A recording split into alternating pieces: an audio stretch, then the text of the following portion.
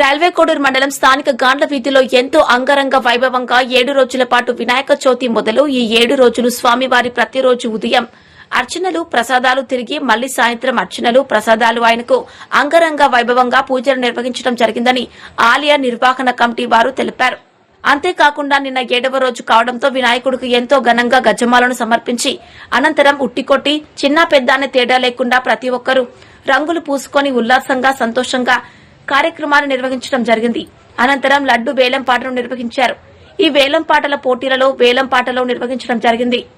ఆ తరువాత వేలం పాట 50,000 రూపాయి హరీష్ అనే భక్తుడు పాట పాడి లడ్డూను కైవసం చేసుకోవడం జరిగింది. లడ్డూను పాడిన తర్వాత వాళ్ళ ఇంటికి మేళ తాళాలతో తీసుకుని వెళ్లడం జరుగుతోంది.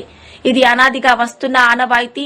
అనంతరం వినాయకుడిని వీధి వీధిగా ఊరేగించుకుంటూ మేళ తాళాలతో డీజేలతో ఆయనను చివరగా సాగనంపడం జరిగిందని గాండ్ల వీధి వినాయక కమిటీ వారు తెలియజేయడం జరిగింది.